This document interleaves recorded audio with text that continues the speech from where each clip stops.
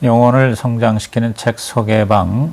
오늘은 지난 시간에 이어서 팀 켈러의 운동에 참여하는 센터 처치, Serving a Movement, 운동에 참여하는 센터 처치 두 번째 시간입니다. 제1부는 교회는 선교적 공동체다. 교회는 선교적 공동체다의 내용이었고요. 이제 제2부는 통합적인 사역을 추구하라. 통합적인 사역을 추구하라. 그래서 제4장 사역 영역들의 균형, 사역 영역들의 균형입니다. 복음은 말씀을 통해서만 세상에 선포되는 것이 아니라 실천과 공동체를 통해서도 선포됩니다. 복음은 개인을 새롭게 할 뿐만 아니라 공동체와 문화도 새롭게 하기 때문에 개인의 회심은 물론 교회와 사회 정의 그리고 도시에서의 문화 갱신을 위해서도 제자 훈련을 해야 합니다. 이러한 사역 영역들은 독립적이거나 선택 사항이 아니라 상호 의존적이며 성경적입니다. 복음의 은혜의 중심성은 사회와 문화 속의 우상 숭배를 감지하게 하며 그것들이 어떻게 우리 삶과 일터를 뒤틀리게 하는지를 분별할 수 있게 도움을 줍니다.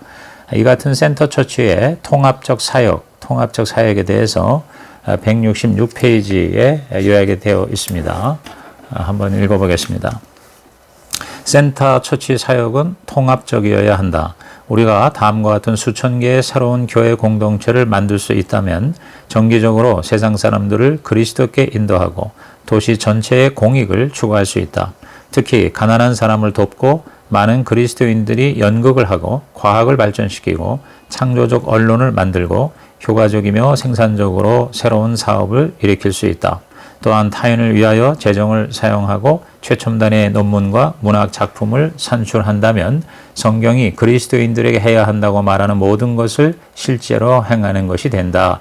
이것은 우리의 도시들이 그리스도를 위하여 어떻게 영향을 받을지에 대한 모습들이다.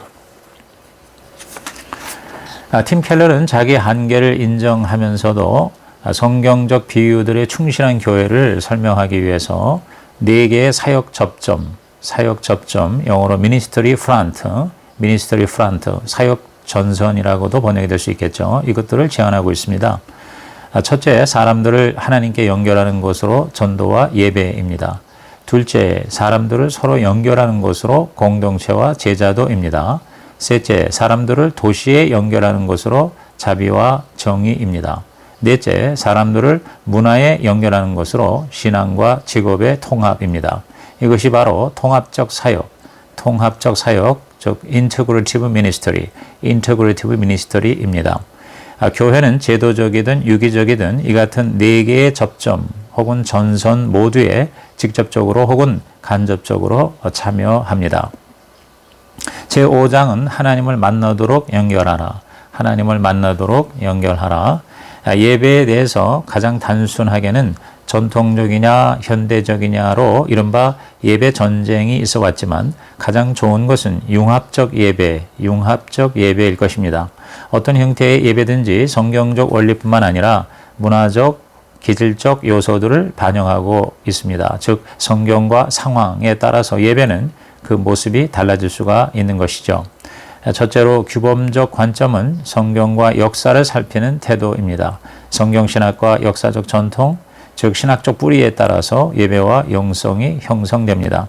그러므로 성경 말씀을 연구하고 신학적 결론을 도출하며 우리가 결론적으로 가장 잘 맞는다고 생각하는 역사적인 전통 속에 거하거나 배우는 것이 최선일 것입니다.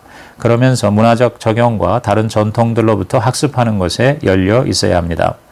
둘째는 상황적 관점으로서 문화적 및 교회적 환경이 예배를 결정한다는 것입니다. 특히 인구 통계적 요소들과 교회의 모델 및 핵심 가치들이 예배의 모습을 형성합니다. 셋째는 실존적 관점으로서 기질과 친화성을 생각하는 것입니다. 특히 목사 혹은 예배 인도자의 선호도가 큰 영향을 미칩니다. 이 관점에서는 개인의 취향이나 일부 성도들이 좋아하는 예배 형태로 치우칠 위험성이 있습니다. 우리는 자신을 기쁘게 하지 말고 하나님을 기쁘시게 해야 할 것입니다. 예배는 기존 교인들을 위한 교육적 효과와 함께 비신자들을 전도하는 목적도 포함되어야 합니다. 예배가 바로 전도와 교육이 된다는 것이죠. 전도적 예배는 비신자들이 참여할 것이 기대되고 회심과 구원의 확신이 일어나게 합니다. 전도적 예배가 되기 위해서는 비신자들이 이해할 수 있는 예배, 비신자들이 예배자가 되는 예배, 그리고 그들을 결신하게 하는 예배적 요소가 있어야 합니다. 이러한 예배가 되기 위해서 팀 켈러는 7가지 방법을 선호합니다. 첫째, 일상 언어로 예배하고 설교하라. 둘째, 예배 흐름을 따라 설명을 제공하라. 셋째, 비신자들을 직접적으로 언급하며 환영하라. 넷째, 수준 있는 예술을 예배에서 사용하라. 다섯째, 자비와 정의 실천을 고취하라.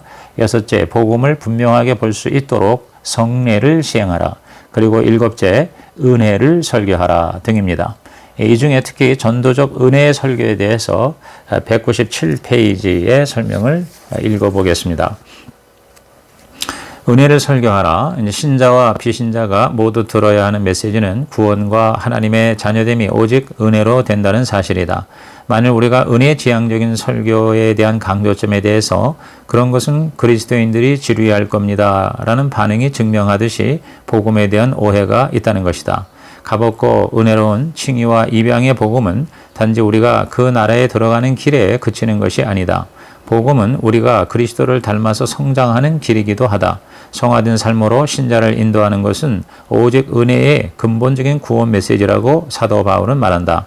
모든 사람에게 구원을 주시는 하나님의 은혜가 나타나 우리를 양육하시되 경건하지 않은 것과 이 세상 정욕을 다 버리고 신중함과 의로움과 경건함으로 이 세상에 살고 복스러운 소망과 우리의 크신 하나님 구주 예수 그리스도의 영광이 나타나심을 기다리게 하셨으니 디도서 2장 11절에서 13절입니다.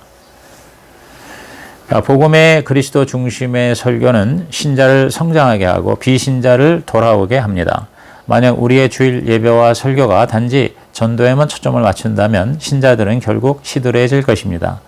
또 만일 우리의 설교가 주로 교육에 초점을 맞춘다면 비신자들이 지루해하고 혼란스러워하게 될 것입니다. 그러나 우리의 예배와 설교가 은혜로 우리를 구원하신 하나님을 높이는 것이 목표를 될 때 우리는 신자들과 비신자들 모두를 도전하며 교육할 수 있게 됩니다.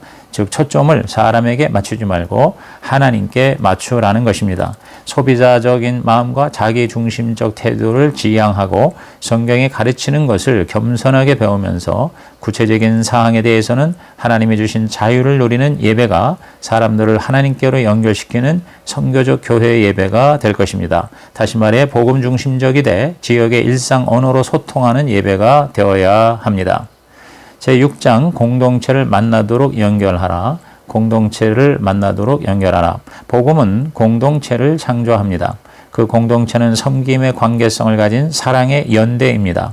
예수님의 제자가 되는 것도 그 공동체를 통해서입니다. 은혜와 거룩 안에서 성장하는 주된 길은 하나님의 가정에 깊이 참여하는 것입니다. 하나님은 교회 공동체를 통해 우리를 당신의 뜻하신 대안적 모습으로 만들어 가십니다. 공동체는 그 자체로 전도와 제자도와 하나님을 경험하는 주된 길입니다. 교회 공동체는 단순한 교제의 수준을 뛰어넘어 반문화를 구현해야 합니다. 복음이 아니라면 결코 함께하지 않았을 사람들이 복음으로 말미암아 연합하여 사랑하는 것을 세상이 볼 수 있어야 합니다. 자기 자신을 주는 방식으로 성과 동과 그리고 힘을 사용하는 것을 세상이 보아야 하는 것입니다. 공동체는 우리의 성품을 만듭니다. 예수님은 제자들과 함께하는 시간을 가짐으로 배우고 실천하는 공동체를 만드셨습니다. 우리도 그래야 합니다. 성경적 윤리 명령은 개인보다는 공동체에 훨씬 더 많이 주어집니다. 교회는 사랑과 거룩의 영적 열매를 맺는 새로운 사회에 대한 설명입니다. 당신 혼자서는 절대로 예수님을 정말로 알 수 없습니다. 공동체와 함께 할 때 하나님을 더 잘 알아갈 수가 있습니다. 관계성 안에서 서로를 알아감으로써 하나님도 더 잘 알고 성장하는 것입니다. 공동체적 경건과 교회 부흥은 서로 유기적 상관성을 가지고 있습니다. 팀 켈러는 공동체의 경건과 부흥의 2마리 토끼를 잡기 위해서 몇 가지 방법을 제시합니다. 첫째, 회심을 위해 설교하되 기존의 성도들을 존중하라. 둘째, 영적인 삶의 전반적 효과를 살피라. 셋째, 교리 교육을 회복하라. 넷째, 구도자들에게 과정이 필요함을 인정하라. 다섯째, 세례 교육과 등록교인 허입은 훨씬 교육적이며 훨씬 중요한 예배의 일부임을 깨달으라. 여섯째, 성찬에 대한 기대를 통해 영적 도약을 이루라 등입니다. 공동체를 이루는 가장 강력한 무기는 복음 자체입니다. 복음이 우리를 변화시켜 서로를 만나고 연결하고 연합하게 합니다. 복음 안에서 자신과 서로를 있는 그대로 받아들이고 섬길 수 있는 은혜, 즉 겸손과 당당함에 대해서 226페이지에 이렇게 기록하고 있습니다. 누구 앞에서나 겸손하게 하며 복음은 우리가 오직 은혜로 구원받은 죄인임을 기억하게 해준다. 그러나 복음은 또한 우리를 누구 앞에서나 당당하게 하며 우리가 온 우주에서 중요한 유일하신 분의 눈앞에 사랑받으며 존중받는 존재임을 기억하게 한다. 그래서 우리는 사람들을 그들의 모습 그대로 즐겁게 받아들일 수 있는 참된 해방을 누릴 수 있다. 그들이 우리를 어떻게 느끼게 해주는지가 더 이상 중요하지 않은 것이다. 우리의 자아 이미지는 더 이상 다른 사람들과의 비교에 근거하지 않게 된 것이다.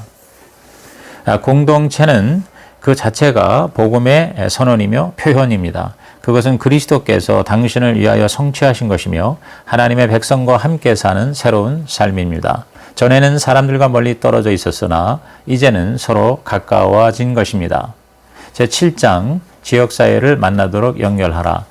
지역사회를 만나도록 연결하라. 복음은 사람들을 서로에게 연결할 뿐만 아니라 즉 교회죠. 우리를 도시에 사는 사람들에게 연결합니다. 즉 지역 공동체죠. 하나님을 알지 못하며 결핍이 있는 사람들을 정의와 자비의 사역을 통해서 만나게 됩니다. 예수님은 사람들이 회개하며 복음을 믿도록 설득하는 복음 소통 사역, 가스펠 메시징 과 함께 복음으로 이웃이 되는 사역, 즉 신앙 여부를 따지지 않고 주변 사람들의 필요를 희생적으로 채우는 복음 친화 사역, 가스펠 레이버링을 동시에 행하셨습니다. 두 가지 관심사, 즉 말씀과 실천은 항상 같이 가야 합니다. 자비와 정의 사역에는 성경적 근거가 있습니다. 우선 그리스도인들은 이웃을 사랑해야 합니다. 그리스도인들은 봉사의 부름을 받았습니다. 또한 그리스도인들은 정의를 행하고 또는 바르게 살도록 명령받았습니다. 바르게 산다는 것은 우리에 대한 공동체의 요구를 항상 인식하면서 산다는 것을 의미합니다. 그리스도인으로서 우리는 우리가 가지는 모든 물질적 축복이 하나님으로부터 온 선물임을 압니다. 이 축복을 가난한 사람들과 나누지 않는다면 단지 자비의 부족이 아니라 불의의 죄가 되는 것입니다. 자비와 정의를 행하는 신학적 근거와 동기는 은혜에 의한 구원입니다. 그러므로 우리는 구제, 개발, 개혁 등의 방법으로 자비와 정의를 실천해야 합니다. 전도와 양육과 함께 자비와 정의를 행하는 선교적 교회의 통합적 사역에 대해서 244페이지의 결론적인 요약을 한번 읽어보겠습니다. 궁극적으로 말씀과 실천의 사역을 분리하는 것은 불가능하다. 왜냐하면 인간 존재는 영혼과 육체가 모두 통합된 존재이기 때문이다. 자비의 사역이 사람의 결핍을 채우는 가운데 말씀을 섬긴다. 그리고 복음 소통의 사역을 하면서 만나는 사람들의 실질적인 결핍에 대한 동정심을 가지는 것은 필요할 뿐만 아니라 자연스러운 것이다. 통합적 사역이란 말씀의 사역과 행동의 사역을 하나의 실에 최대한 꿰는 것이다. 제8장 일터를 만나도록 연결하라. 오늘날 선교적 교회 신자들은 현저하게 비기독교적 문화에 둘러싸여 있습니다. 신자들은 그리스도인의 구별성을 가지고 일을 할 수 있어야 합니다. 각각의 그리스도인들이 문화에 참여하여 탁월성, 구별성, 그리고 책임성을 가지고 직장에서 일할 때 교회는 지지하고 격려하는 본질적 역할을 수행하게 되는 것입니다. 복음은 우리의 직업에 영향을 미칩니다. 기독교는 개인적인 평안과 힘을 얻는 수단 이상입니다. 현실에 대한 포괄적인 관점을 제공하며 삶의 모든 활동에 영향을 미치는 것이 복음의 중심성을 높이는 것입니다. 다시 말해 우리가 하는 모든 것들을 은혜의 복음의 관점에서 살펴보는 것이 필요합니다. 성경은 우리의 모든 일이 하나님께 중요하다는 것을 가르칩니다. 우리의 일은 무엇이든지 하나님에게 매우 중요합니다. 교회들은 반드시 그리스도인들이 어떻게 복음이 우리의 삶을 형성하며 지도하는지를 네 가지 면에서 알아야 합니다. 첫째, 우리의 믿음은 이 일에 대한 우리의 동기를 변화시킵니다. 둘째, 우리의 믿음은 이 일에 대한 개념을 변화시킵니다. 셋째, 우리의 믿음은 일터의 그리스도인들에게 높은 윤리 수준을 제공합니다. 넷째, 우리의 믿음은 우리가 하는 일이 이루어지는 방식을 새롭게 만드는 기초를 제공합니다. 교회는 세 가지 구체적인 방법으로 일하도록 도와야 합니다. 첫째, 책임감을 가지고 일하여 직업을 통해 영적으로 성장하게 합니다. 둘째, 구별성을 가지고 일하여 세계관을 형성하도록 훈련해야 합니다. 셋째, 탁월성을 가지고 일하여 멘토링과 문화갱신을 이루도록 합니다.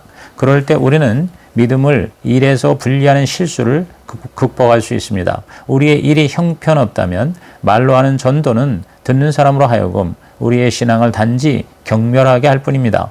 복음으로 우리의 직업관은 변화됩니다. 자신을 위해서만 일하지 않고 다른 사람들을 위해서 일하는 것입니다. 통합적 사역에 대한 논평, 다니엘 몽고메리와 마이크 코스퍼입니다.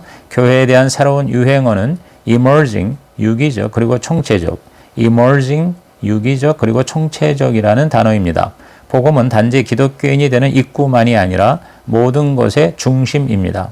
기독교인은 결코 복음에서 졸업하지 않고 복음 안에서 복음을 통해 계속 성장합니다. 복음은 출발점일 뿐 아니라 신자와 비신자 모두 다시 재직결하도록 부름받는 자리입니다. 이 같은 종합적 복음에 대한 반응으로서의 통합적 사역이 팀 켈러의 사상입니다. 복음은 교회의 말씀과 함께 세상의 실천을 통해서 개인의 구원뿐 아니라 사회의 정의를 위해서 역동적으로 역사해야 합니다. 선교적 교회는 다양한 필요의 빈틈을 채우는 데 전문화된 사역의 중심이 되어야 합니다. 교회의 사역이나 목적을 뛰어넘는 교회의 존재론적 이해, 즉 교회는 하나님의 목적을 이루는 수단이 아니라 하나님의 궁극적인 창조 목적 그 자체의 표현이라는 관점이 중요합니다. 존재론적 교회론은 다 이루었다는 선언과 함께 시작됩니다. 복음이 교회를 형성합니다. 복음을 살아내는 것입니다. 교회의 예배는 우리가 누구인가라는 본질에 연결되어 있습니다. 교회가 행하는 것은 교회가 누구인가라는 질문에서 흘러나옵니다. 온전한 복음으로 온전한 교회를 온전한 세상에 세우는 것이 통합적 사역의 비전입니다. 온전한 복음으로 온전한 교회를 온전한 세상에 세우는 것, 이것이 통합적 사역의 비전입니다. 온전한 복음은 하나님의 나라, 하나님의 십자가, 그리고 하나님의 은혜에 초점을 맞춥니다. 온전한 교회는 성취가 아니라 우리 자신의 모습대로 사는 것, 즉 그리스도께서 만드신 모습이 되는 것에 초점을 맞춥니다. 온전한 세상은 장소, 직업, 여가, 회복, 배가에 초점을 맞춥니다. 우리는 세상에 어디에서 살든지 간에 정체성을 지키며 살아갑니다. 그것은 교회에 대한 존재론적 이해에 달려 있습니다. 몽고메리와 코스퍼에 대한 팀 켈러의 답변입니다. 교회가 무엇을 하는가의 기능적 교회론, 교회가 무엇을 위하여 존재하는가의 목적론적 교회론, 그리고 교회가 무엇인가의 존재론적 이러한 교회론은 각각 교회의 사역과 사명과 정체성의 표지가 됩니다. 교회는 단지 몸이거나 나라이거나 교제이거나 또는 어떤 다른 이미지의 한 가지가 아니기 때문에 교회의 기능들이나 사역들은 통합적이어야 합니다. 팀 켈러는 교회의 본질적 부르심에 대해서 에드먼드 클라우니의 설명을 인용하면서 자신의 입장을 대변하고 있는데 291페이지에 잘 나와 있습니다.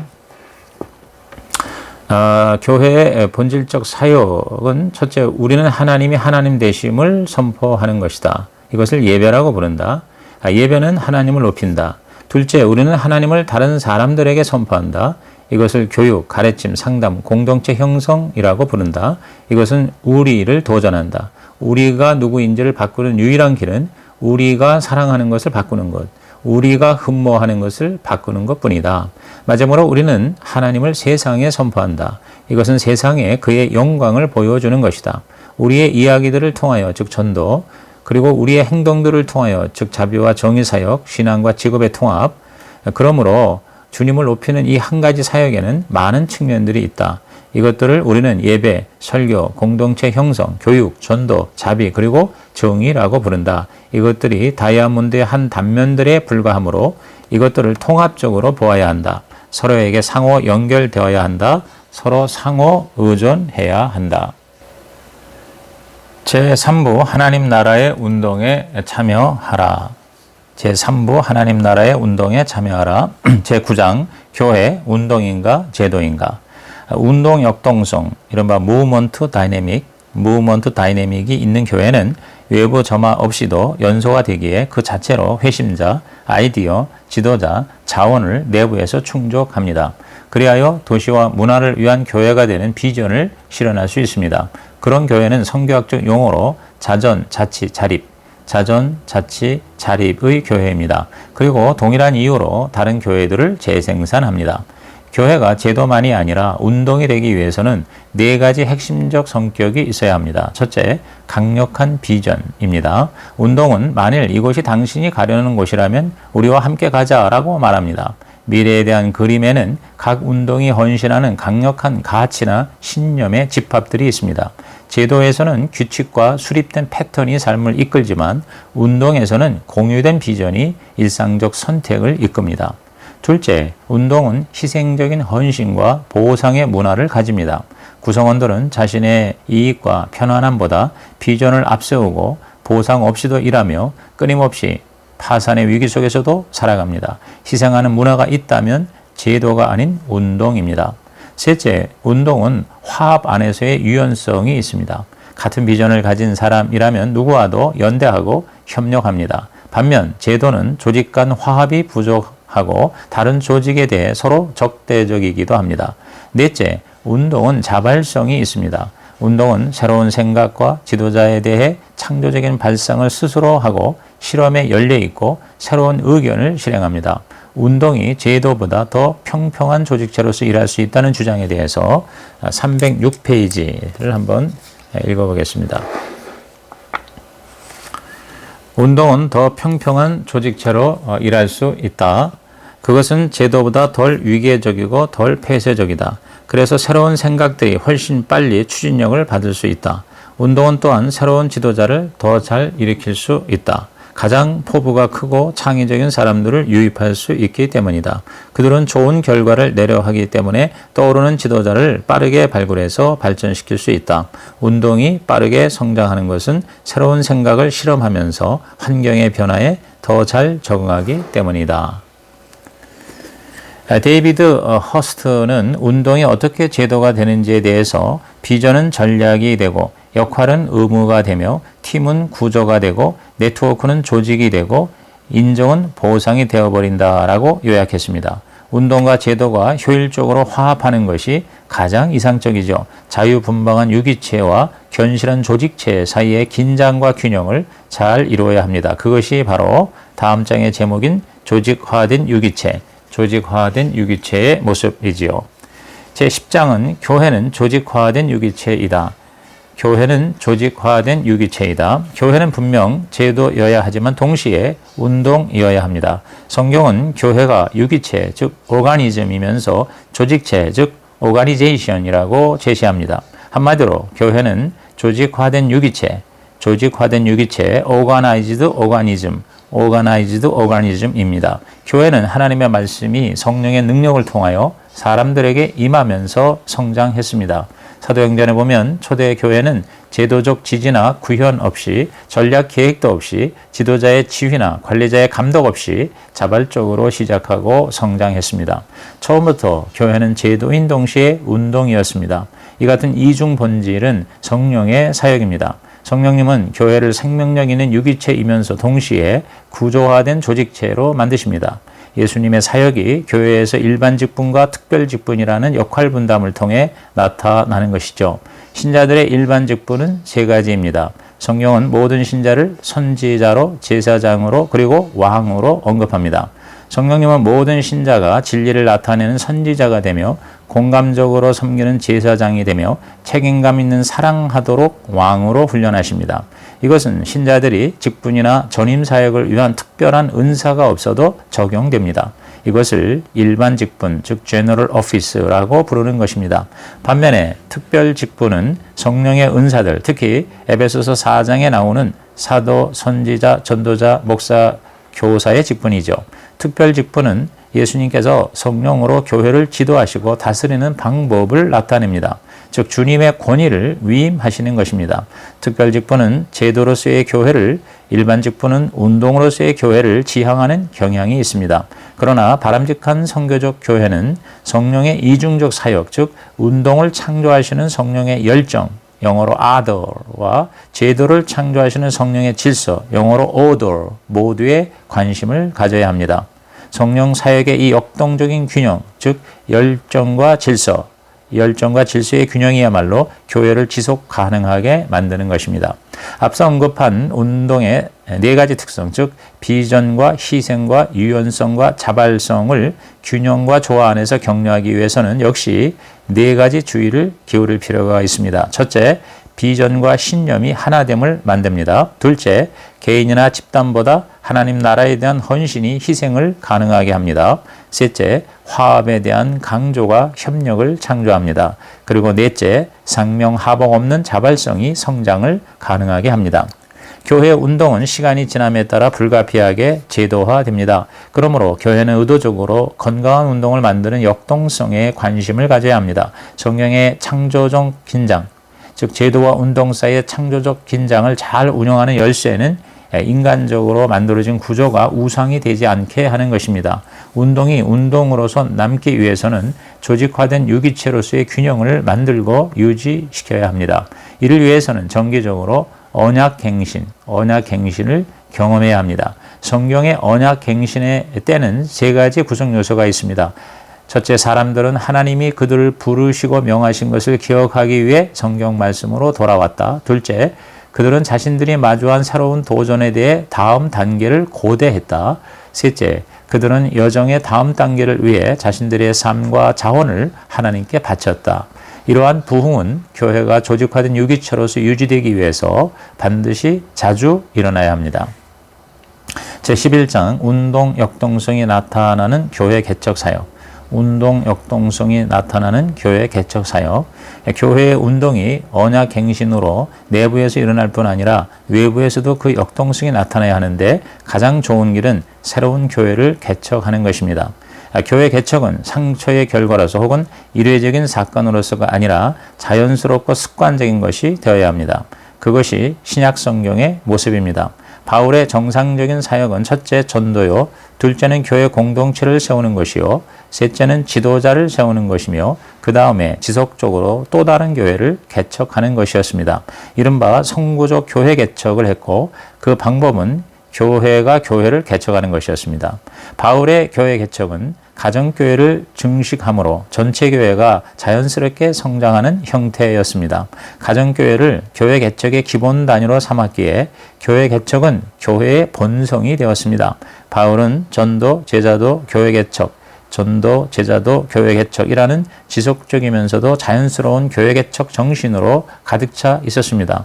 오늘 우리도 모든 교회가 사람들을 하나님께, 서로에게, 도시에, 그리고 문화에 연결할 뿐만 아니라 다섯 번째 사역 접점 혹은 사역 전선으로 새로운 교회를 세우는 것에 두어야 합니다. 자연적 교회 개척의 정신은 세 가지 마음의 변화가 일어날 때 효과적입니다. 첫째, 기꺼이 자원을 보내되 통제하지 않는 마음입니다. 둘째, 사역의 형태에 대해서도 통제권을 포기해야 합니다. 독립성을 부여하고 하나님을 믿고 맡기는 것입니다. 셋째, 개별적 교회보다 하나님의 나라 전체를 생각해야 합니다. 바울은 자신이나 자신의 세력의 권한에 관심을 가지기보다 하나님 나라 전체에만 관심을 가졌습니다. 예수님은 궁극적인 교회 개척자이십니다. 예수님은 당신의 교회를 세우시고 모든 사역을 매우 효과적으로 이루시고 지도자를 세우시고 그들에게 하나님 나라의 열쇠를 위임하십니다. 그리고 지옥의 권세가 교회를 이기지 못하게 하십니다. 도시를 전도하는 방법은 부분적인 프로그램이 아니라 온전히 전도적인 교회, 선교적인 교회를 통해서입니다. 도시에 필요한 것은 더 많은 전도 프로그램이 아니라 더 많은 전도적인 교회들입니다. 도시 복음화를 위해서는 도시 안에 더 많은 교회를 세워야 합니다. 평균적인 새 교회는 오래된 교회보다 8배 이상 높은 비율로 새로운 사람들을 구원할 수 있습니다. 새로운 교회들이 전도에 있어서 훨씬 더 효과적이라는 것이죠. 기존 교회를 갱신하는 방법도 새로운 교회의 개척입니다. 새로운 교회는 창의적이고 도전적이고 더 많은 전도자와 사역자들을 공급하는 근원이 되기 때문입니다. 교회 개척은 도시의 다양성을 접근하는 데에도 효과적입니다. 크고 작은 수백 개의 교회들이 움직일 때 문자적으로 도시의 모든 다양한 집단과 이웃과 집단들을 뚫고 들어갈 수가 있습니다. 교회 개척은 재정적으로도 도시 안에서 하나님 나라의 일에 헌금을 하는 사람들을 증가시키는 가장 빠른 방법이 됩니다. 그렇다면 얼마나 많은 교회를 더 세워야 할까요? 팀 켈러는 우리가 생각하는 것보다 훨씬 더 많은 교회를 개척해야 한다고 주장합니다. 이에 대해서 351페이지를 읽어봅니다. 그럼 당신의 도시는 얼마나 많은 교회를 필요로 하는가? 현실은 교회들이 제도라는 것이다. 그들 중에 얼마는 지속적으로 생명력을 받아서 유지가 된다. 그러나 모든 교회들은 어느 정도 유연성을 상실한다. 많은 교회들은 열정의 시기가 지난 후 오랫동안 정체되며 일정 비율로 매년 사라진다. 따라서 지속적인 쇠퇴를 막으려면 평범한 수준의 교회 개척이 계속 있어야 한다. 모든 몸이 성장하려면 공격적인 수준의 교회 개척이 필요하다. 즉 100개의 기존 교회당 20개의 새로운 교회들이 있어야 한다. 교회의 수와 또 교회에 오는 사람들의 수 사이의 상관관계는 단순한 증거가 아닌 기하급수적입니다. 단순한 증가가 아니라 기하급수적입니다. 그러므로 과감한 교회 개척이 그 어느 때보다 시급하고 중요합니다. 교회 개척을 준비하기 위해서는 배우고 사랑하고 연결하고 출범시키는 4가지 단계가 필요합니다. 배우고 사랑하고 연결하고 출범시키는. 그래서 첫째, 교회를 개척하려는 지역에 대해서 할 수 있는 한 많이 배워야 합니다. 이른바 지역사회의 삶의 맥락을 이해해야 합니다. 둘째, 하나님과 인간에 대한 사랑을 풍성하고 확실하게 점검해야 합니다. 자기를 사랑하는 자아 숭배를 깨뜨려야 하는 것이죠. 셋째로, 사람들이 사는 상황을 복음과 연결시켜야 합니다. 그리스도의 이야기를 사람들의 이야기 안으로 가져가야 합니다. 교회와 지역 간의 상관성은 필수입니다. 넷째, 어느 정도 준비가 되면 목표와 실행 계획을 가지고 개척을 시작하는 것입니다. 지원이 확실하고 설교를 잘하는 개척자라면 위에서 아래로 접근하고, 특별한 지원이 없거나 단상 전달이 약하다면 지역에서 전도하며 아래에서 위로 접근하면 됩니다. 크게 시작하거나 작게 시작하거나 복음 중심의 교회는 개척에 성공할 수 있습니다. 교회 개척은 한 도시의 신자의 수를 증가시키고 교회 전체 몸을 갱신하는 데 가장 좋은 방법 중에 하나입니다. 성경적으로, 사회적으로, 역사적으로 어떤 것도 역동적이고 광범위한 교회 개척만큼 꾸준한 효과가 있는 것은 존재하지 않습니다. 제12장, 도시 속에 복음의 생태계를 만들라. 도시 속에 복음의 생태계를 만들라. 어떤 교회 모델이나 신학 전통이 되었든 한 종류의 교회가 도시 전체를 전도할 수는 없습니다. 도시를 전도하려면 다른 교회들과 기꺼이 협력하는 자세가 필요합니다. 이러한 관점을 범교회성, 캐톨리시티라고 합니다. 항상 전체 교회는 지역 교회보다 큰 것입니다. 전체 교회는 지역 교회보다 큽니다. 교회의 연합은 성령의 사역일 뿐 아니라 성령께서 일하시는 주된 도구입니다. 다르다고 해서 협력이 불가능하지 않습니다. 만일 우리가 연합하지 않는다면 세상은 우리를 실패로 볼 것입니다. 앞에서 우리는 사역 접점의 필요성에 대해서 논할 때 5개의 교회 모델을 살펴보았죠.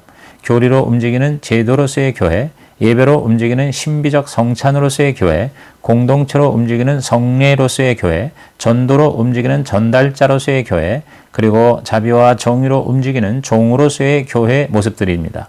도시 운동을 위해서는 모든 모델의 교회와 함께 자신이 속한 교회 모델의 특성을 파악하는 것이 중요합니다. 복음으로 도시를 변화시키려면 운동성이 필요합니다. 운동은 유기적이고 자발적이고 상호적입니다.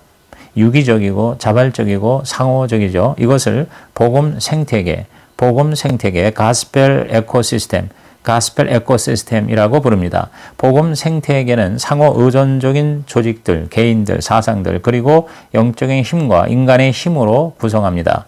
생태계의 모든 요소들이 제자리에 있고 균형을 이룰 때 전체 시스템은 전체와 개체로서 모두 건강하게 성장할 수 있습니다. 이 복음 생태계를 주도하시는 분은 성령님이십니다. 팀 켈러는 도시의 복음 생태계를 세계의 동심원, 즉 상황화된 신학적 비전, 교회 개척 및 교회 부흥운동, 그리고 다양한 문화 사역들로 표현했습니다. 세 번째 원인, 특화된 문화 사역들에게는 중보기도, 특수선교, 정의와 자비사역, 직장선교, 교육선교, 지도자 훈련, 그리고 운동 지도자들의 색다른 연합 등의 사역들이 있습니다. 이 같은 도시 복음 운동을 위한 티핑포인트, 즉 변화의 변곡점은 그 같은 사역자들의 비중이 도시 전체 인구의 10%를 넘길 때입니다. 복음운동이 티핑포인트에 도달하여 도시 전체를 변화시키는 길은 하나님의 은혜뿐입니다. 성경이 그랬고 역사가 증명했습니다. 우리의 도시들은 좀 더 많은 교회와 선교단체가 필요한 것이 아니라 도시 전반의 티핑포인트로 이어지는 복음도시 운동이 필요합니다. 그러므로 모든 도시 사역자들은 열정과 비전을 가지고 확실한 기대와 신실한 인내를 가지고 그리스도의 영광을 위해 복음화되고 사랑받게 되는 우리의 비전을 계속해서 추구해야 할 것입니다. 운동 역동성에 대한 논평은 앨런 허쉬입니다. 팀 켈러의 핵심은 하나님의 백성들이 복음의 중심성을 재발견하고 그 복음 중심성을 전달할 수 있도록 조직화된 운동을 일으키는 것입니다. 그것은 세상을 변화시키는 사도적 운동의 능력을 다시 받는 것입니다. 성경의 모든 교회론은 본질적으로 운동입니다. 우리는 신약 교회를 원래의 디자인 그대로 보아야 합니다. 그것을 패러다임 전환이라고 부릅니다. 이를 위해서는 첫째, 도전 즉 부르심을 가슴으로부터 느껴야 합니다. 둘째, 비유와 게임을 바꿔야 합니다. 안정과 유지 중심에서 유동적이고 역동적인 비전으로 변화해야 합니다. 셋째, 다른 이야기를 말해야 합니다. 사회를 변화시키기 위해서는 전설이 아닌 대안적 이야기를 말할 수 있어야 합니다. 교회에 대한 근원적인 이야기를 바꾸면 교회가 바뀔 것입니다. 그리고 넷째, 한계성을 경험해야 합니다. 운동은 이해되는 것이 아니라 느껴져야 합니다. 운동성이 생기기 위해서 지도자들은 반드시 선택을 해야 합니다. 처음부터 자연스러울 수 없습니다. 그러나 결국에는 변화가 생길 것입니다.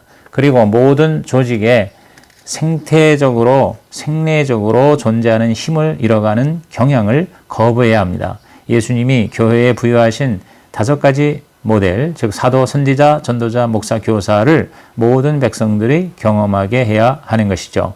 예수님은 교회가 이를 감당하기에 필요한 모든 것을 주셨습니다.